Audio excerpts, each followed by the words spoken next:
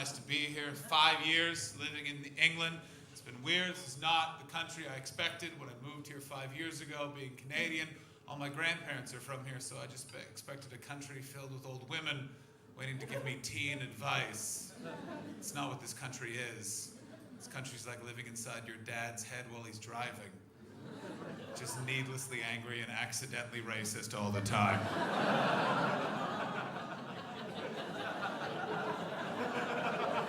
I'll give it to the English. You call you guys racist and you guys go, ha ha!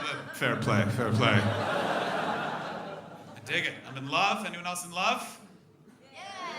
Yeah, that's what love sounds like. Barely enthused yes.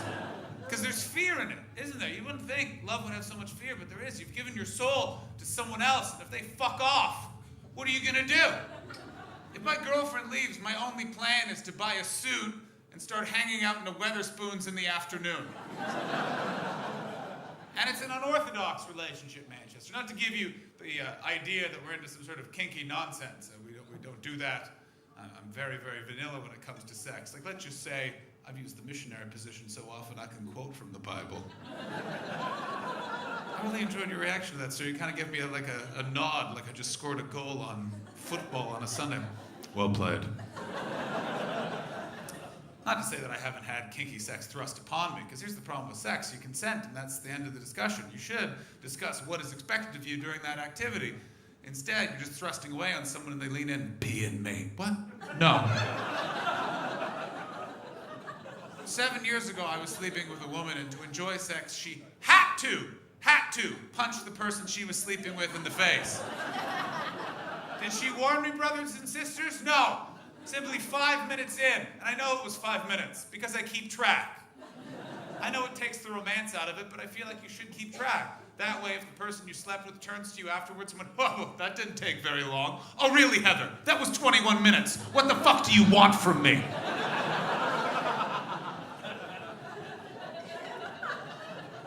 Don't think I'm a weirdo who sets a watch. That would really kill the mood. Oh, we're having sex? Beep. Let's begin. No, I just play the same album every time I have sex, and I know how long the tracks are. I can do math in my head. It's AC/DC's Back in Black. Rhythmically very interesting, and also all the songs are about heading to Boner City. So I think it's on theme.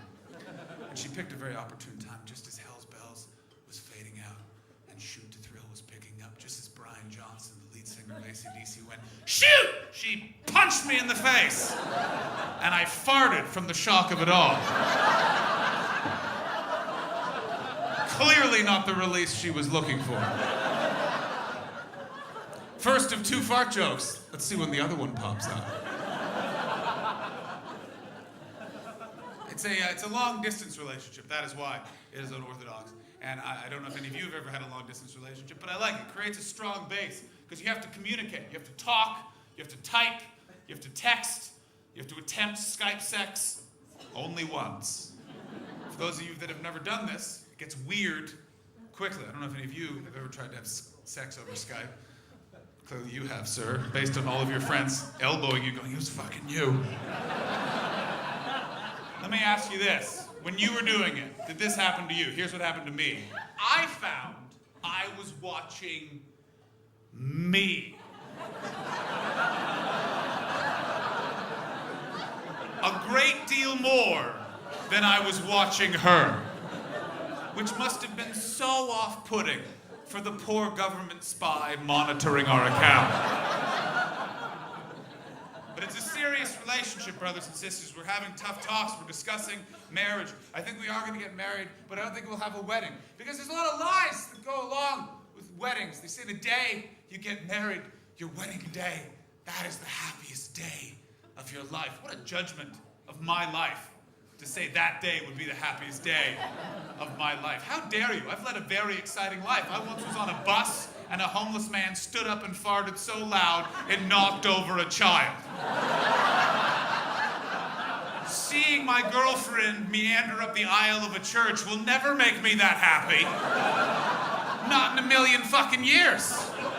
Second fart joke, following the first fart joke. Not everyone can do fart joke. I fucking can.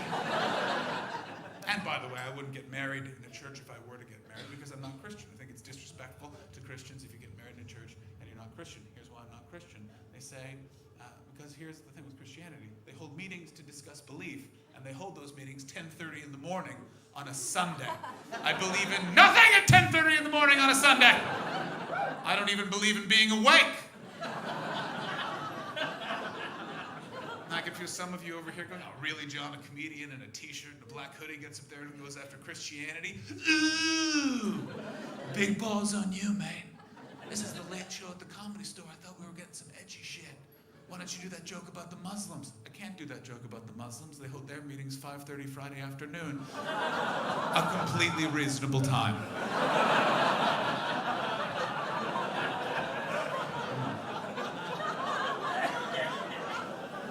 Joke so good that man almost died.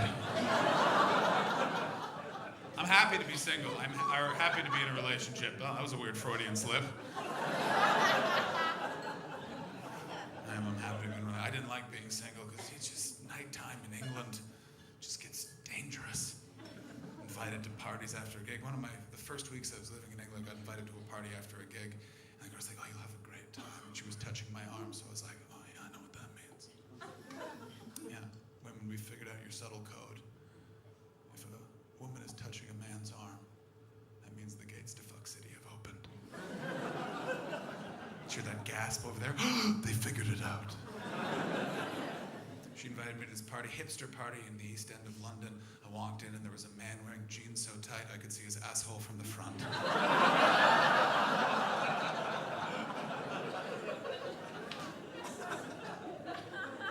Walked up to me out of nowhere and just went, hey mate, you seem fun. Do you want some tea?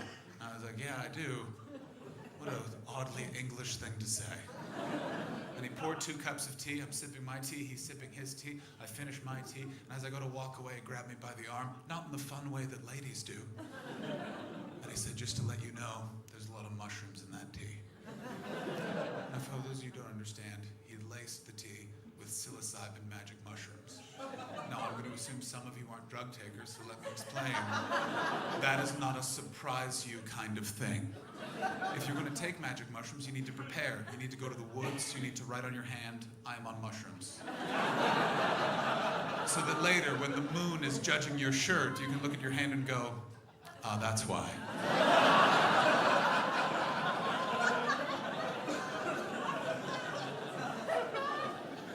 So I break away from him. I'm getting very concerned. There's a helicopter, and it's trying to land on my head. I formulate a plan. I go into the kitchen. I'm going to fill the sink full of water. That way, if the helicopter gets too close, I'll put my head in that water. Helicopters can't land in water. I think we all can agree that that is science. And as I'm stood in the kitchen, the woman who initially invited me to the party comes in, and she is drunk, and that very specific lady drunk, and that she's holding her shoes in her hands, making it seem like she's not at a party anymore. She's so drunk she thinks she's at a bouncy castle. And she just goes, hey, we should kiss. And I said, that is a very good idea. That way the helicopter will not know which head to land on. We will be safe. Now, to show you how drunk she was, brothers and sisters, that statement did not faze her at all. We began to kiss. Kissing led to the removal of clothing. Removal of clothing led to what no one would call sex. It was like I was naked trying to hide behind her, but then I'd get spooked and duck my head up. Pausing every few moments to lean in and whisper something sweet like, hey, do you see the tiger? After about 10 minutes, she tapped me on the shoulder. Very romantic moment, just to let you know something. She beckoned me close, and I leaned in, and she went, just to let you know, I'm married, and my husband just walked in. Now, brothers and sisters of Manchester, what I wanted to say to this woman was, how dare you, madam, not inform me of your marital status before we began. I don't know if you could tell from all the helicopter and tiger chat. I'm kind of going through something right now.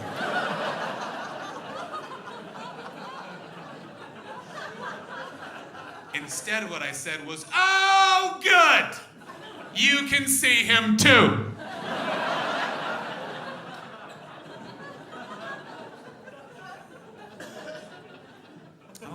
I like to read on the road. There's an article on a study coming out about the Titanic. I don't know if you guys have heard about it. In this study, it states that more people would have survived the sinking of the Titanic if only women had been in the water and all the men had been on the boats and flotation devices. The theory being that women at that time in history had more body fat than men, so they could have survived longer in the cold, cold water. I, for one, would like to meet this hateful fucking man who conducted this study, possibly titled "These Fat Sluts Killed My Friends." Now that is the segue I've chosen to tell you that I am a feminist. Yeah, thank you. Thank you. Some of you, the rest of you are looking at me going, no, you're fucking not. Why are you talking like that, John? You're a feminist, really? Who are you trying to fuck with that kind of chat? Huh, John? Women! That's who I'm trying to fuck! And they deserve to be equal to me when we do it.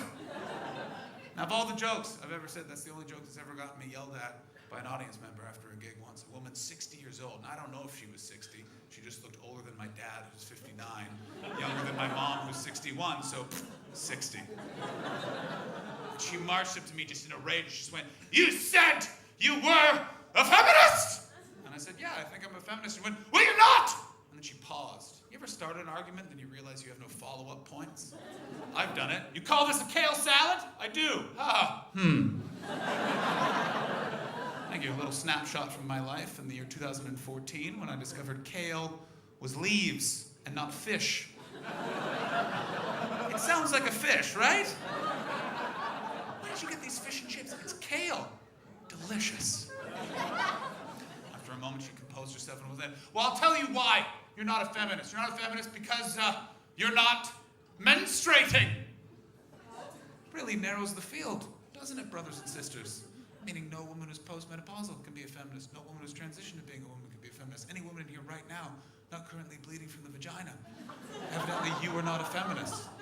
But I don't think that was her actual theory. I think she looked at me and thought, "Oh, straight white male, I'll just mention periods. Then he'll get disgusted, run away, and go warn the others there's a period in town." What a nonsense assumption to make. A woman's menstrual cycle, to me, is not disgusting at all. It is a beautiful celebration of the fact I am not a father for another 28 days.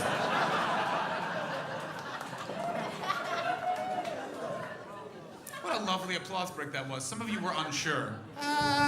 Yeah.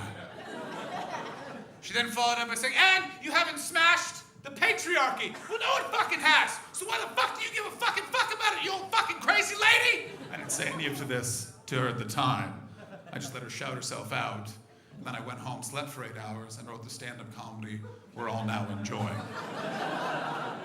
But as she walked away, I proved to myself I am a feminist. Because as she walked away, I didn't think, "Dumb woman, stupid bitch." All I thought was, "Fucking old people." I'm aware there's some older people here. Brother, I'm not going to be one of those comedians that goes after your generation with things like, "You guys took all the affordable houses and the easy job." Look at you fucking laughing about it already. I'm not going to be one of those comedians that bring up that you had an easier access to employment that paid more than us, and you were able to afford a house, and my generation will be renting for the rest of our fucking lives while you guys are owning islands on Spain. Shut the fuck up, whoever fucking yelled over there, and building to a point, and you're going to enjoy the shit out of it. I'm not going to say that, but can I just say, as a member of Generation Y, could your generation stop responding to criticisms from my generation with condescending things like, "Yeah, well, your generation spends £10 on breakfast? That's how much breakfast costs!" And I was told by someone in your generation it was the most important meal of the day.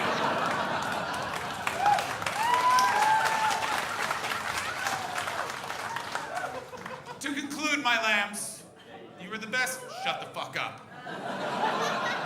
It's been the only fucking crowd I haven't had to deal with. I had to make a guy who was sat there in the last show go sit over there because he was being so rude I didn't even want to kick him out and subject the rest of society to him. Don't fucking turn on me now. You've been beautiful and lovely, which is why I shall not end on a joke, but I will end on a piece of advice. And that piece of advice is this: live every day like it's your last day on earth. I do that. I live every day like it's my last day on earth, which is why I get up early every morning and try and cure Ebola. It's a very strange joke. I wrote that joke on a very crowded bus, shoulders and elbows all in my face, and that joke popped into my brain, and my mouth decided to celebrate by saying Ebola out loud. And then I laughed for 30 seconds by myself. If you want a seat on a crowded bus, that's the way to do it.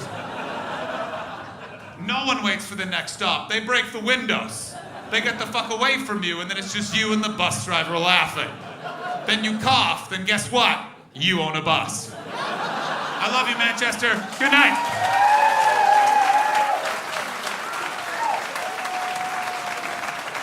John Hastings, open up for John Hastings.